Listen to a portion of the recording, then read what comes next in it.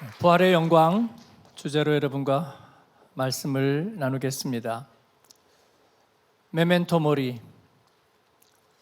아마 이미 여러분이 많이 들어보신 라틴어 경구입니다.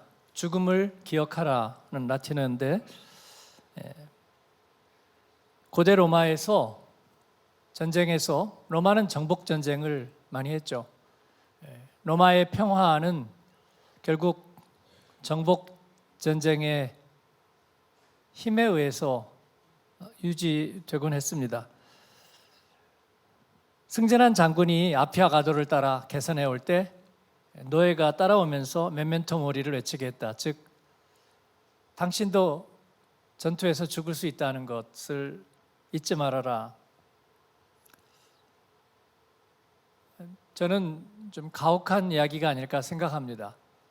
전쟁에 나가서 고대에서 전쟁을 벌일 때 보호 장비라는 것은 너무나 초라하게 그졌습니다. 정말 죽음을 향해서 맞서 달리는, 정말 여행이 살아남아서 그들이 승리자가 되는 건데 거기다 대고 당신이 죽을 수 있다는 걸 기억하라, 오만하지 말라고 얘기하는 것은 좀 가혹하지 않나. 사람들은 이 이야기를 왜 오늘에 와서 얘기할까요? 인간의 유한함과 죽음이 다가오고 있다는 사실을 기억하고 겸손하고 또 낮은 마음을 가지고 살라, 그런 의미인 것 같습니다. 우리는 무엇 때문에 죽음에 대해서 생각해야 될까요? 해 아래서 모래시계와 같은 인생이라고 말합니다. 그 얘기는 우리 삶에 가치가 무엇이 있는가? 그림자 같은 인생이 아닌가? 캔사스가 부른 노래죠. Dust in the Wind. 눈을 감으면 지나가는 순간처럼 모든 꿈도 순간의 호기심일 뿐 바람에 떠가는 먼지와 같은 것. 결국은 부지런하게 살아도, 성공적인 인생을 살아도 결론은 전도서의 말씀처럼 헛될 뿐이다는 이야기일까요? 보통 사우나에 가면 모래시계 이렇게 뒤집어 놓잖아요. 저는 그거 아주 싫어합니다. 새 나가는 것 같은. 우리 인생은 하나님이 그렇게 모래시계 같은 인생으로 부르시지 않았기 때문에 그거 한 번 돌리면 얼마 되나? 15분? 보통 15분 정도 돌리는 것 같아요. 속으로 세지. 저는 그거 잘 안 뒤집습니다. 그러나 이 모든 것들이 얘기해 주는 것은 뭐냐면 사람에게는 피할 수 없는 결말이 있다는 것입니다. 그 모르는 사람은 아무도 없습니다. 하나님은 인간에게 우리의 유효기간을 의식하도록 만들어 주셨습니다. 이게 선물일까요? 형벌일까요? 일단 그 유효기간의 끝이 죽음입니다. 이것은 그냥 자연적인 배터리의 수명하고는 다른 것입니다. 나무의 수령과는 다른 거예요. 인간이 의식하는 죽음이란 일종의 선고입니다. 자신의 죄에 대한 선고와도 같습니다. 아무도 그 이야기를 해주지 않았을 때에도 부모들은 어려운 일을 당할 때마다 내 죄라고 말합니다. 교회 안 다니는 사람들도 그렇습니다. 내 죄야 라고 얘기하는 거예요. 즉 죄에 대한 형벌로서 죽음을 의식하고 있다는 의미입니다. 가혹하지 않습니까? 그렇습니다. 그런데 그 가혹함을 인간이 스스로 찾아 누리고 있습니다. 사형이란 단순히 죽는다는 의미가 아니잖아요. 자기에게 다가올 죽음을 자기의 책임으로 맞서 갚겠다는 거잖아요. 그게 사형이잖아요. 그렇습니다. 이걸 어떻게 피할 수 있을까? 모든 종교가 이것을 피할 방법을, 면책 사유를 찾아봅니다. 도덕적으로, 심리적으로, 혹은 의학적으로 피할 수 없는 이 강줄기를 다른 지류로 돌려서 뭔가 의식을 분산시키고 그리고 아름답게 미화시키고 아니면 그 남은 시간을 어떻게든지 한껏 보상받아서 죽음을 형벌로 여기지 않으려는 애달픈 시도. 그러나 그렇게 성공하지 못한 것 같습니다. 성경은 우리에게 죽음을 다르게 바라보게 하십니다. 즉 마주보게 하십니다. 히브리서 9장 27절이 말하는 건 무엇입니까? 한 번 죽는 것은 사람에게 정해진 것이요 그 후에는 심판이 있으리니 혹은 결산이 있으리니 분명하게 바라보라고 말합니다. 창세기 3장 19절에 마지막 부분을 보면 너는 흙이니 흙으로 돌아갈지니라. 하나님께서 정해주신 것이니까 받아들이면 될 텐데 그러나 이를 받아들이는 것이 쉽지 않습니다. 사랑하는 사람이 떠나갈 때 우리가 하나님을 믿고 예수 그리스도를 영접했지만 쉬운 일이 아닙니다. C.S. 루이스는 복음에 대한 변증 책을 많이 쓰고 어려운 말을 잘하는 옥스퍼드의 아주 직업적인 학자였지만 적어도 그는 예수님을 진짜로 믿었습니다. 그는 살아계신 하나님께 진짜로 기도했습니다. 대천덕 신부님이 농사 일을 하다가 비가 오면 하나님 이거 끝날 때까지 비 멈추게 해주세요라고 기도했다는 저는 그 말을 참 사랑합니다. 아니 내가 기도한다고 비가 여기에만 안 떨어지면 이 기후의 현상이 다른 데는 없는 거야? 라고 말하는데 우리는 그렇게 하면서 자꾸 도망가는 것입니다. 자꾸 도망가는 거예요. 그런데 어떤 자식도 부모에게 나를 좀 데려와 주세요 하면서 물론 만 가지 일이 있겠지만 피할 수 없으면 그냥 안 와도 되고 그럴 수밖에 없겠지만 그래도 혹시 가능성이 만 가지 중에 하나 있으면 나를 데리러 와주세요 하는 자식은 없습니다.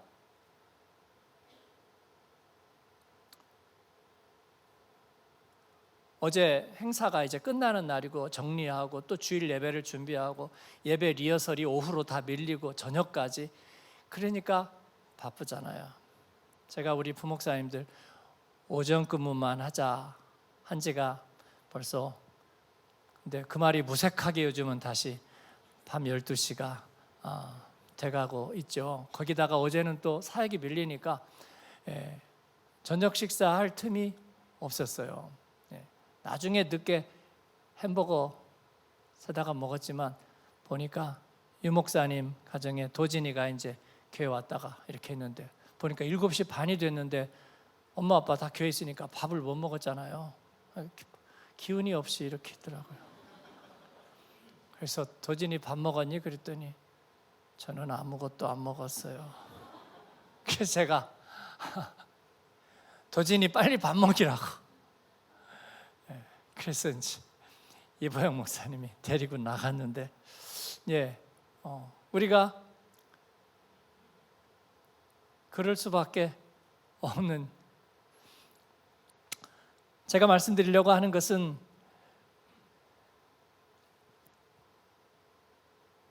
그런 가운데서 우리 청년 플러스를 하는데 첫 말씀에서 김흥성 목사님이 첫 말씀을 어떻게 열까 했는데 갑자기 무릎을 이렇게 꿇으면서 다른 게 뭐가 있습니까? 우리 기도합시다. 진짜로 기도합시다. 그게 굉장히 마음을 올리고 모두 다 하나님께서 우리에게 은혜를 주시려는구나 하는 걸 깨닫게 됐어요. 제가 C.S. 루이스 얘기를 했는데 그가 진짜로 예수님을 믿었다는 것. 제가 대천덕 신부님 얘기를 했는데 그가 비가 오게 될 때 비를 멈춰주세요라고 할 때 하나님 앞에 진짜로 얘기했다는 것. 도진이가 배가 고프니까 밥을 달라고 얘기한 근데 걔는 착해갖고 밥을 달라고 얘기 안 하더라고요. 그냥 못 먹었다고만 얘기하는 거예요. 엄마 아빠가 바쁘다는 걸 알기 때문에 그런 거예요. 그래도 먹어야 되잖아요. 그렇죠? 그렇습니다. 우리가 의사에게 간절하게 내가 치료받고 살 방법을 알려주세요라는 것은 이기적이지 않습니다, 여러분. 생물학적 평형과 전체 인류의 균형을 위해서 나는 좀 희생을 받더라도 의학을 발전시켜 주세요라는 환자는 아무도 없습니다. 그렇지 않나요? 예. 제발 저에게 시간을 내주세요. 그리고 저에게 답을 주세요. 우리 청년들도 마찬가지 은혜 받은 말씀이 있으니까 우리 강사님들에게 선교사님에게 가서 내 문제를 가지고 좀 얘기하고 싶어요. 막 줄이 서 있어요. 그런데도 가서 자기 얘기를 꼭 얘기를 하고 싶은 거예요. 제 결혼에 대해서, 제 직업에 대해서. 저는 약사인데 저는 의학을 공부하고 있는데 앞으로 선교를 하려면 어떻게 해야 될까요? 라는 답을 받기를 원하는 거예요. 그렇지 않나요? 예. 하나님을 진정으로 믿는다는 건 그래서 너무 중요한 거예요. C.S. 루이스는 그래서 기도할 때 정말로 기도하고 예수님을 믿는다고 말할 때 정말로 믿었습니다. 그런데도 제가 말씀드리려고 하는 것은 60세에 결혼한 자기 아내가 죽어갈 때, 그리고 죽었을 때 너무 슬퍼하는 거예요. 하나님의 은혜 안에서 그런 줄을 믿지만 그래도 너무나 슬퍼했고요. 그래서 A Grief Observed, 헤아려 본 슬픔이라는 책을 쓰면서 그 죽음 앞에 섰을 때 그 이별의 아픔과 충격과 그 두려움에 대해서 너무나 잘 얘기하고 있어요. 저는 이것이 옳다고 생각합니다. 저는 지금까지 한마음교회에서만 25년, 또 목회 생활을 하면서 비교적 많은 죽음을 경험했습니다. 그 중에 대부분은 물론 부모님을 포함한 신자들이었어요. 그러나 그들에게는 성도들의 죽음에는 분명히 믿지 않는 이들과는 다름이 있었습니다. 그럼에도 불구하고 그들 가운데도 일말의 두려움이, 망설임이, 주저함이, 내가 임종 기도를 드려야 했을 때 아마 저도 임종을 맞을 때에 저에게 의식이 남아있을 거라고 생각해요. 알츠하이머가 깊지 않다면 저에게 의식이 분명히 남아있을 거예요. 의식을 가지고 임종을 맞이하게 될 것입니다. 아마 여러분도 그럴 것입니다. 저는 임종 기도를 하거나 성도들의 죽음을 볼 때 항상 저의 감정이입을 합니다. 저도 가지 않은 길을 가기 때문에 내가 평생 예수를 믿고 어느 시점에선가는 복음을 위한 사역에 내 인생을 드렸는데 내 마지막에 죽음의 트랜지션을 할 때는 나는 어떤 모습을 가지고 있을까 하는 생각을 해요. 우리 사랑하는 젊은 집사님이 하나님 앞에 갈 때 제가 임종 기도를 드렸어요. 정말 그러기 싫었습니다. 그 마지막 순간에 의사가 오늘 저녁 넘기기 어려울 거예요 라고 분명히 얘기를 했는데 의식이 있잖아요. 그런데 의식이 있는 분 앞에서 당신이 이제 천국 갈 거니까 이제 그만 내려놓으라고 그렇게 기도할 수가 정말 없더라고요. 정말 용기가 없었어요. 그래도 해야 되잖아요. 그래서 하면서 오늘 이제 예수님 손잡고 천국에 갈 줄로 믿습니까? 그럴 때 아주 작게 아멘 하더라고요. 내가 왜 그렇게 말하지 않은 것은 믿음과 용기 때문이에요. 그럼에도 불구하고 아멘 하지는 못했어요. 아주 작은 소리로 아멘. 그 순간에 저도 제 자신을 생각했어요. 아마 저도 그럴 거라고 생각해요. 아마 저도 그럴 거라고 생각해요. 제가 직접 그런 이야기를 들은 적은 없어요. 그런데 영성서적에 보면 어떤 목사님은 막 혼수 상태에 잠깐 빠졌다가 정신이 돌아오면서도 이제 내가 주님 앞에 갈 게 너무 기대돼 하면서 갔다는 얘기도 들었는데 저는 실제로 만나보진 못했어요. 저도 그럴 것 같지는 않습니다. 그러나 그것이 저에게 유익입니다. 저에게 유익이에요. 마지막 순간까지 두렵고 떨림으로 주님 앞에 서는 것은 저에게 허락된 일이고 여러분에게 허락된 일입니다. 그 순간을 위해서 잘 준비하시기 바랍니다. 저는 그런 점에서 실험실의 실험 대상이라고 생각해요. 가보지 않은 길을 가면서 50대를 지나면서 그 생각을 했어요. 60대를 지나면서 그 생각을 하고 있습니다. 그래서 내가 하나의 복음의 믿음의 표본이 되면 때로 나의 넘어짐이, 때로 나의 승리가, 때로 내 안에 있는 두려움이, 그리고 내 안에 주시는 확신이 하나의 본이 되어서 하나의 실험 리포트가 되면 좋겠다고 생각해요. 마지막 임종의 순간, 하나님 앞에 서는 순간이 그러리라고 생각합니다. 나에게만 보이는 하늘의 함성이 있고 나팔 소리가 있고 그 다음에 어떤 아우라가 있고 두려움을 앗아가게 하는 주님의 어떤 안배가 장치가 있을까? 아니면 그게 없이 우선 검은 커튼 안으로 들어가게 될까? 오직 믿음만으로 그렇게 할 수 있을까? 그런 생각을 합니다. 그러나 주님께서는 우리들에게 보장하시는 게 있어요. 두려워하지 말아라. 그날을 너희들이 기대하고 두렵고 떨림으로 바라보고는 있대. 그러나 불안하고 두려워하지 말아라 라고 말씀하시면서 오늘 고린도전서 15장에 강력한 말씀을 주시는 거예요. 오늘 부활의 날에 예수님의 부활을 우리가 감사하고 기뻐하면서 그 역사상 유일회적인 주님의 사건. 그러나 여러분, 스티븐 호킹이 나는 그런 생화학적 판타지를 믿지 않는다 얘기를 하든지 말든지 간에 예수님의 부활을 가지고 우리는 혹세무민한 적이 없습니다. 왜냐하면 예수님 부활하셨지만 고작 40일 더 계셨어요. 40일. 그죠? 네. 우리가 그 40일 때문에 예수님을 믿는 것은 아니잖아요. 하나님 앞에 그는 이를 통해서 우리에게 죽음에 대한 하나님의 답이 무엇인지를 우리에게 알려주시고, 그리고 이를 가지고 우리들의 인생의 남은 시간을 계산하여 역산해서 가장 가치 있고 가장 의미 있고 가장 영광된 삶을 살라고 성경 우리에게 말씀하고 있는 거예요. 저는 이 믿음을 가지고 살 겁니다. 여러분도 그 믿음을 가지고 살 거면 아멘. 그렇습니다. 죽음에 대한 복음의 7가지 강력한 대답에 대해서 말씀을 드리겠습니다. 첫 번째, 예수님의 부활은 복음의 결정적인 한 파트입니다. 이 말씀이 무슨 말인 줄 아세요? 복음은요, DNA입니다. DNA. 우리가 만든 게 아니에요. 우리가 입증할 수 있는 것도 아닙니다. 하나님이 설계하셨어요. 그래서 우리는 이것을 받아서 누릴 수밖에 없는 것입니다. 그렇죠? 그렇다면 예수님의 부활은 우리가 머리로 납득하고 이해하고 필요에 따라서 채택해가지고 받아들일 수 있는 것이 아니라 하나님이 우리에게 주신 생명과 죽음에 대한 답, 하나님을 못 믿어서 떠난 인생을 다시 리콜해가지고 주님께서 다시 새로운 업그레이드 버전으로 최종적인 답을 주신 그 복음 안에 있는 완결편에 들어가 있는 게 부활입니다. 그래서 우리가 받고 말고, 십자가는 받고 부활은 안 받고,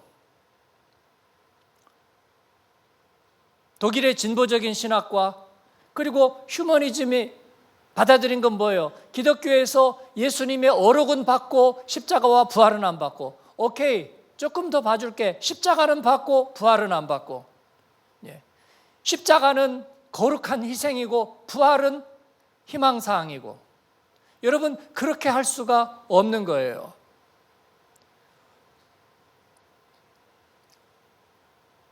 제가 뜨겁게 예수님 영접하고 신학교를 가고 그러면서 걸림돌이 된 게 그거예요. 십자가 오케이, 내가 예수님 영접한 거 오케이, 그리고 주님께서 주신 회개와 그리고 성령의 체험 오케이. 그런데 부활의 확신은? 글쎄, 내가 이해가 되지 않는 그 부활의 확신은, 과학적인 상식과 모순되는 부활의 확신은 그냥 그럴 거라고 생각하는 거, 그냥 희망사항이라고 여기는 것, 아니면 그건 그냥 놔둬, 그건 죽어봐야 아니까 우선 십자가만 붙들고 살아. 그것이 저의 어려움이었어요. 여러분도 그러실 거라고 생각해요. 그래서 부활에 대해서는 늘 할 말이 없었어요. 할 말이 없었습니다. 죽음에 대해서는 그래서 할 말이 없다는 거예요. 그러면서 그냥 두려워하고 있는 거예요.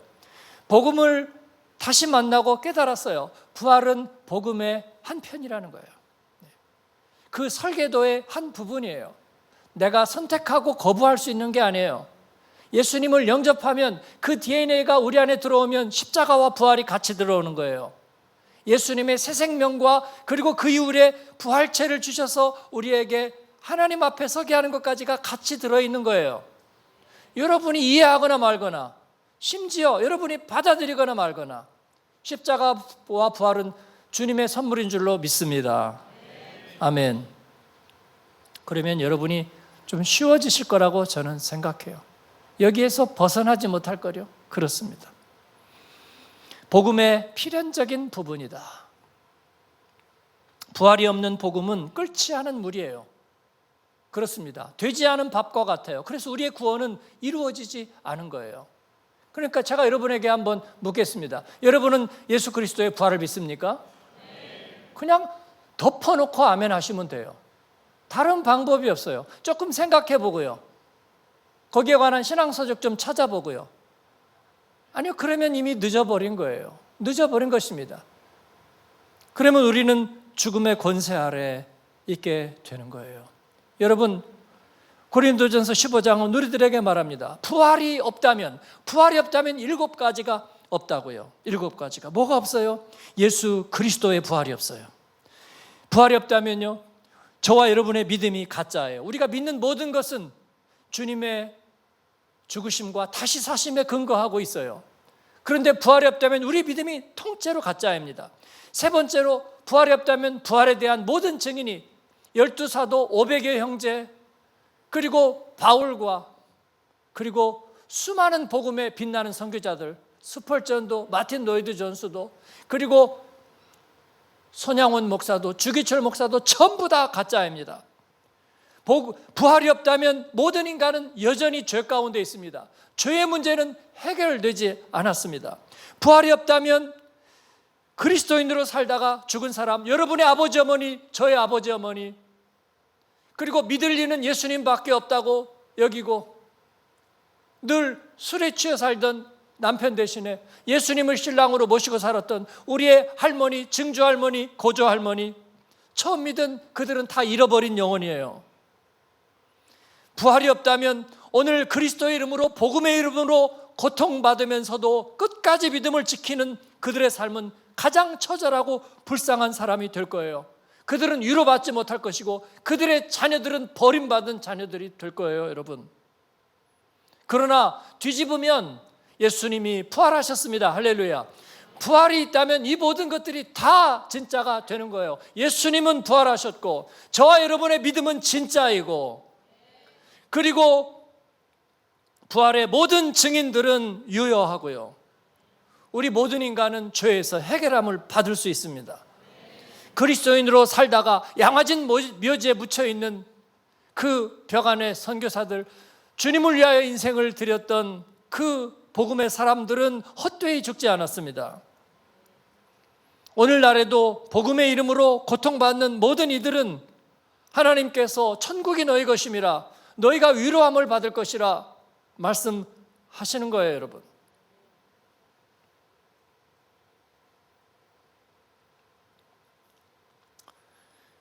복음의 강력한 대답, 첫 번째는 복음의 분명한 부분이라는 말씀이었고요. 두 번째는요, 예수님의 부활과 우리의 연관성입니다. 예수님은 첫째 열매, 우리는 둘째 열매. 복음은 예수님의 부활이 대표성을 가졌다고, 언약적 대표성을 가졌다고 말합니다. 제가 백신 개발 갖고 얘기했잖아요. 백신 개발이 성공했어요. 그러면 그와 같은 바이러스의 위협 앞에 놓여 있는 모든 사람에게 가지는 거예요. 물론 코로나 때도 보면 최고화가 90 몇 %였습니다. 그러나 예수님의 부활은 100%입니다.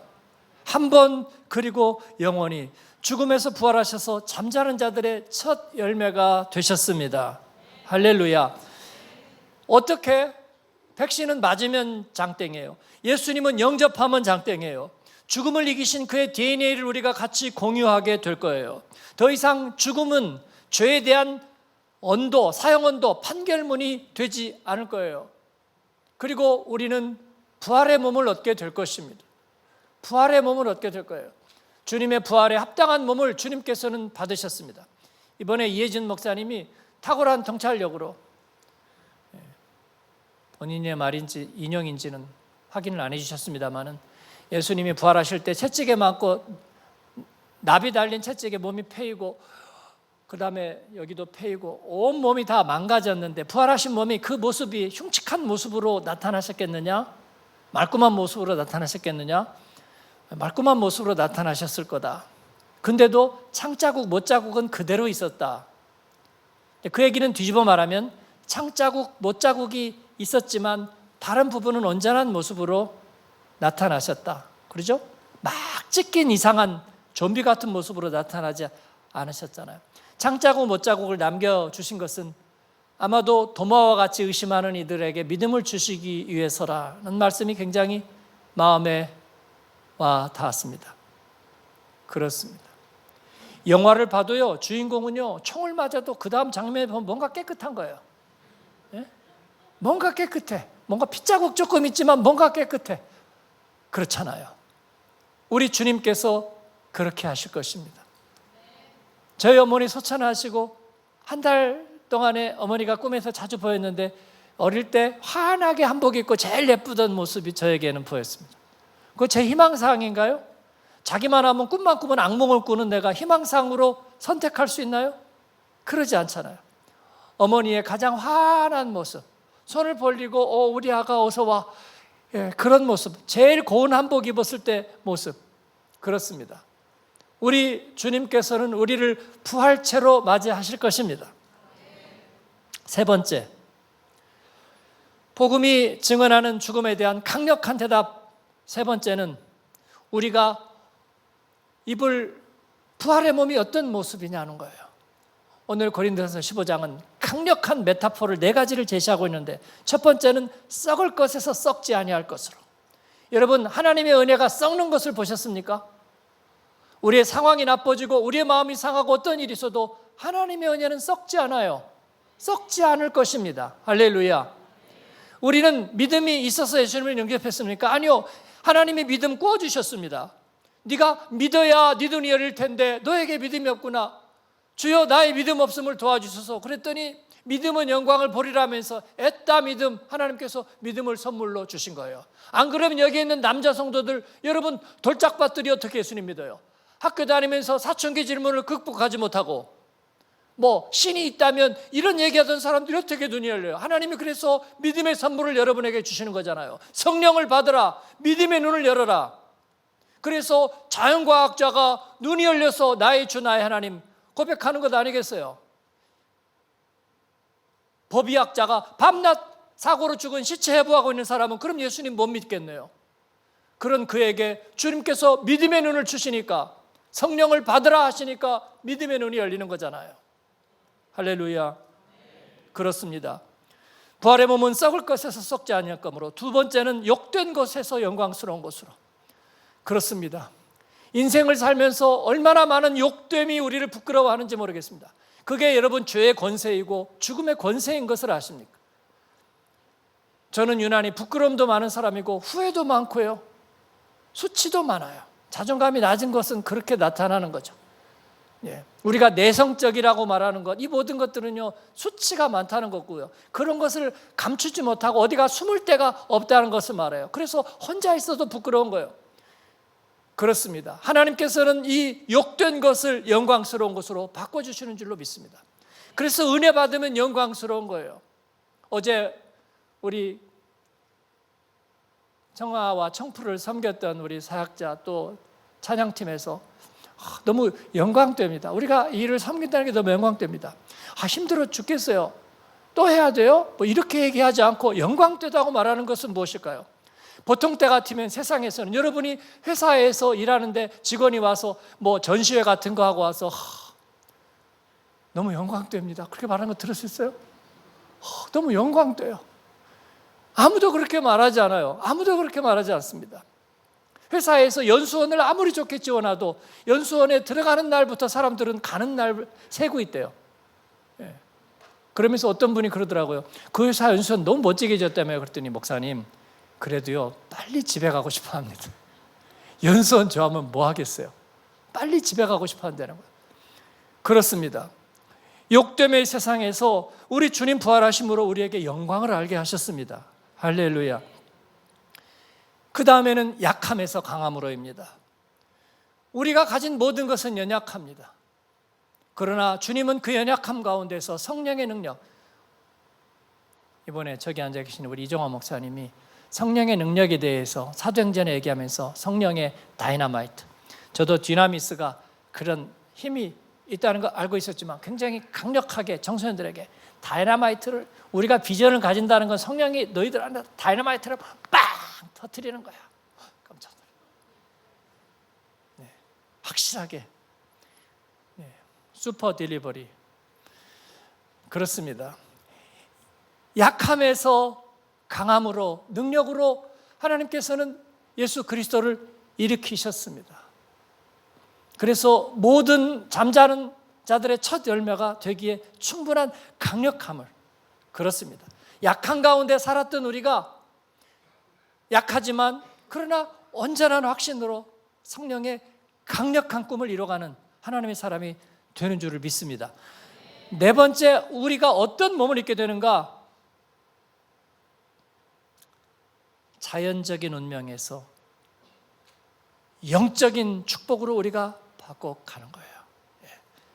자연적인 것, 그냥 놔두면 저절로 사라져버릴 몸에서, 흙에서 영으로 하나님의 기뻐하시는 충만함으로 변화되는 줄로 믿습니다. 우리가 예수님을 믿으면 그와 같은 일들을 나도 모르게 경험합니다. 그런데 놀라운 것은요, 우리가 죄인 되었을 때 가지고 있었던 나의 이름, 나의 정체성을 하나님께서는 그대로 갖고 있게 하신다는 거예요. 그렇습니다. 나의 두려움 안에 담긴, 내 질그릇 안에 담긴 보배를 주님께서는 그대로 인정해 주십니다. 그리고 내 안에서 그런 질적 변화가 일어나게 하십니다. 저와 여러분은 그러한 실험 대상입니다. 주변 사람들이 다 보고 있을 거예요. 회사에서. 처음에는 술잔 따라주는 대로 다 먹더니 그 다음에는 뭔가 주저하는 것 같더니 눈빛 좀 이상해지더니 제가 정말 헷가닥했는지 이단에 말렸는지 아니면 정상적인데도 나와 다른 질적인 변화가 있는지, 과연 그러한 것들이 내가 보지 못하는 세계가 또 있는지 사람들은 슬쩍슬쩍 눈여겨보고 있는 거예요. 여러분, 그렇지 않나요? 우리는 그런 변화를 갖게 되는 줄을 믿습니다. 네 번째로, 복음이 주는 죽음에 대한 강력한 대답. 주님께서는 우리에게 부활의 몸을 주신다는 거예요. 요한계시록을 보면 예수님이 요한 앞에 다시 나타났을 때 그 예수님은 다락방에서 만났던 그 40일 동안의 주님과는 다른 몸이었어요. 눈은 붉게 레이저처럼 반짝였었고 발은 주석과 같이 견고하고 단단했습니다. 얼굴은 젊은이의 얼굴처럼 밝았고, 그리고 머리털과 옷은 눈처럼 하얗고, 그리고 입은 많은 물소리처럼 영광되고 풍성한 소리로 말씀하는, 그에게는 바로 그에 합당한 부활의 몸을 갖고 계셨습니다.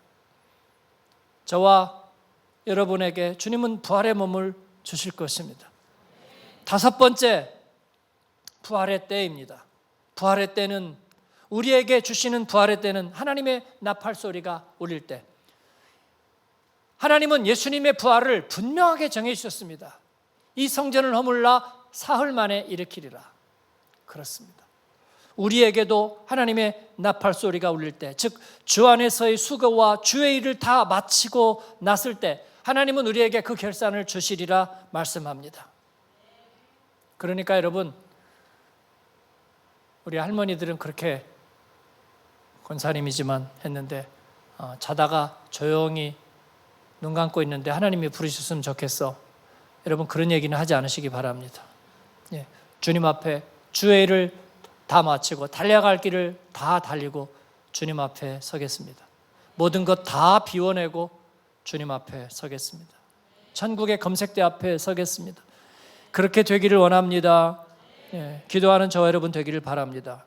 부활신앙을 가진 사람들입니다. 우리가 살아 일어나 주를 영접하게 될 것이라고 데살로니가전서 우리에게 얘기하고 있는데, 눈 깜빡할 사이에 호련히 주님 앞에 우리가 서게 될 줄 믿습니다. 여섯 번째는 부활의 승리입니다.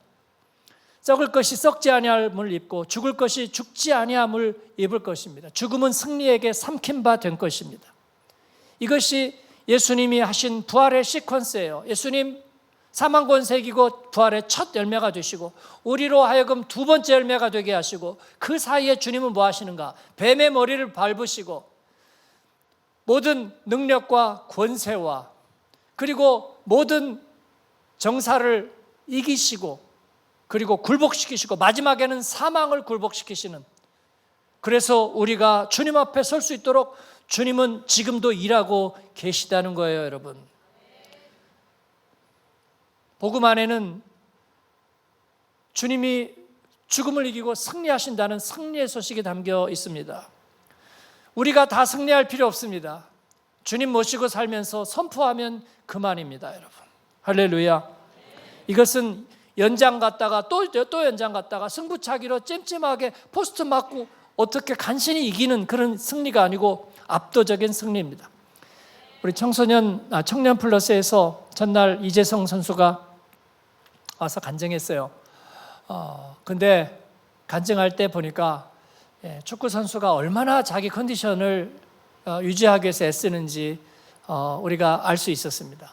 여기 노래하는 분들 많은데 오페라 하시는 분들도 엄청 자기 컨디션 관리를 하더라고요. 사람 많은 데는 안 가고요.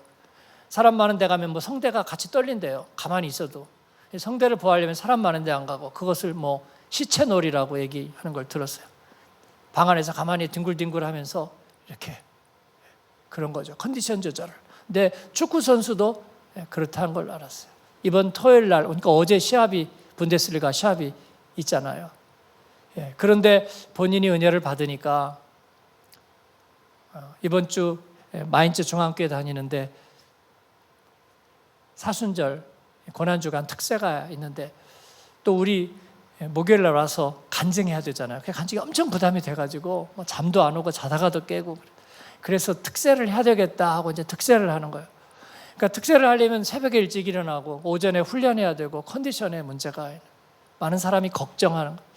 그래도 그러고 싶어서 한 주간 동안 하고 또 목요일 날 와서 집회가 늦게 끝나잖아요. 뭐 셀레브레이션까지 하면 10시 반에 끝나는데 간증하고서 가려나 그랬더니 말씀을 들어요. 말씀 듣고 기도할 때는 가려나. 그게 목사님은 자기가 예배 인도해야 되니까 말씀만 듣고 기도할 때는 갈게요. 그런데 안 가고 목사님도 은혜를 받았는지 막 방언을 하고 랄랄랄랄랄 하고 막 난리가 아니에요, 옆에서. 근데 그 뒤에 이재성 선수가 또 은혜 받고 그러고 있더라고요. 끝까지 다 하고 갔어요. 제가 앞으로 본론에서 우리 목사님들하고 안수기도 했습니다. 무릎 꿇고 안수기도 하고 이번 토요일 날 시합이 있는데 특세하고 와서 간증하고 이런 것 때문에 컨디션 저하가 없도록 하나님께서 골 넣게 하여 주시옵소서. 가능하면 해트트릭 하게 하여 주시옵소서. 기도했는데 한 골 넣었잖아요. 할렐루야. 한 골 넣었습니다. 7골째 넣었고요. 2대2로 비겼는데 못 넣었으면 졌잖아요. 2대1로 비겼습니다. 분데스리가에서 골 넣는 게 얼마나 어려운지는 우리가 알아요. 그렇습니다. 하나님께서는 우리에게 승리를 주실 것입니다. 7번째는 우리에게 그 부활의 능력이 그대로 나타난다는 것입니다. 우리가 주님을 모시고 살면 죽음의 권세를 우리는 벗어나서 살 것입니다. 그래서 우리는 선포하고 저지를 수 있는 거예요. 우리가 이런 사역들을 하면서 저는 묻습니다. 왜 해야 되나요? 하나님이 기뻐하시니까, 소원을 주시니까 하죠. 그렇지 않다면 누군가가 이해관계가 있을 거 아니에요. 그걸 저는 저에게 물어봐요. 저에게 무슨 이해관계가 있나요? 없습니다. 하늘과 땅을 우러러 하나도 없습니다. 아무것도 없습니다. 제가 이해관계가 없다면 혹시 집사님 이해관계가 있어요? 이거 하면 덕 보는 거 있으세요? 제가 없다면 다른 사람은 아무도 없잖아요. 그렇다면 하나님 뜻이죠. 그렇다면 지르자.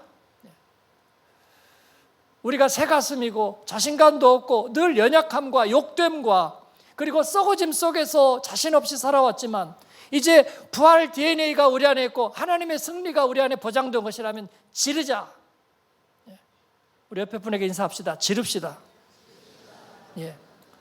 명품 가방에만 지르지 말고요. 새 자동차에다만 지르지 말고 하나님의 일에 지르자. 선포하자. 그렇습니다. 이것이 부활의 적용입니다. 담대하라, 내가 세상을 이겼노라, 선포하며 살자. 말씀을 맺습니다. 두려워 말고 주의 일에 힘쓰는 성도가 되십시오. 사랑하는 여러분, 우리는 예수님과 함께 연합하여 죄에 대하여 죽었습니다. 그리고 주님의 다시 사심과 연합하여 하나님에 대하여 살았습니다. 오늘 말씀은 이제 그러니까 안심하고 가서 일 봐라, 그렇게 하지 않았습니다. 그러므로 주의 일에 힘쓰는 자가 되라, 그렇게 명령하고 있습니다. 저는 이 말씀 좋습니다. 김흑성 목사님이 첫날 와서 다른 것 다 치우고 기도합시다, 무릎 꿇자, 저는 그런 말 참 좋습니다. 여러분은 어떠십니까? 헌신하세요 라는 명령 말이 저는 좋습니다. 하나님 앞에 다른 것 다 내려놓고 주님만 바라봅시다, 그렇게 말하는 게 좋습니다. 여러분 안 좋습니까? 자꾸 여러분 어려우시죠? 있는 모습 그대로 주님은 다 사랑하시니까 괜찮아요, 괜찮아요, 그런 답을 원하십니까? 저는 그렇지 않아요. 주님만이 우리를 향해서 명령하실 수 있고 죽음의 권세를 향하여 호통치실 수 있는 분입니다. 오늘 말씀은 주의 일과 주 안에서의 수고를 구별하고 있습니다. 주의 일은 주님이 하실 것입니다. 주님이 하셨습니다. 우리는 이제 주 안에서의 수고, labor in the Lord, 주 안에서의 수고를 할 뿐입니다. 그렇다면 견고하고 흔들리지 않아야 됩니다. 선포하고 주님이 하라 하셨으니까 우리는 선포하고 저지르면 됩니다. 한 발을 내디디면 주님이 그 다음 길도 인도하시리라. 여러분을 축복합니다. 부활신앙 안에서 여러분이 모든 아픔과 소름과 연약함과 욕됨과 썩어짐을 던져버리고 주님의 부활 은혜와 그 승리의 확신 안에 사는 여러분을 축복합니다. 그 은혜 안에 사시기를 바랍니다. 아멘. 기도하겠습니다. 기도할 때 여러분을 초대하고 싶습니다. 주님이 여러분에게 복음 주셨습니까? 그 안에 부활의 능력이 내재되어 있는 것을 확신하십니까? 그러면 나도 그 모드로 살겠습니다. 주님처럼 부활 승리하는 삶을 살겠습니다. 주의 일에 힘쓰는 성도가 되겠습니다. 아버지, 세상 가운데 모든 썩어져가는 것들 가운데 먹히지 않겠습니다. 하나님, 갑절의 생명의 열매를 맺을 줄 믿습니다. 압도적인 축복, 몰아주시는 축복을 하나님 허락하신 줄 믿어요. 홍수처럼 세상을 뒤덮는 대세로 살겠습니다. 주의 일에 부요하며 살겠습니다. 아버지 하나님, 승리하는 예배자로 살겠습니다. 그러기를 원하시는 분은 일어나서 응답하시면 좋겠어요. 하나님 앞에 일어서서 응답하실 때에 주님은 우리가 응답하는 걸 너무 좋아합니다. 눈물의 응답 좋아하시고 손드는 거 좋아하시고 주님 앞에 제가 하겠습니다 하는 응답 좋아하십니다. 그렇게 응답하십시오. 하나님, 유럽 전선 이상 없습니다. 디아스포라 전선 이상 없습니다. 우리는 복음과 부활신앙으로 무장했고 아버지 하나님, 주의 일에 힘쓰는 주의 교회입니다. 주님, 우리를 통해서 일내십시오. 우리의 자녀를 통해서 일내십시오. 하나님 앞에 영광된 승리를 나타내 주십시오. 우리 주님 앞에 주여 한번 부르고 기도하겠습니다. 주여.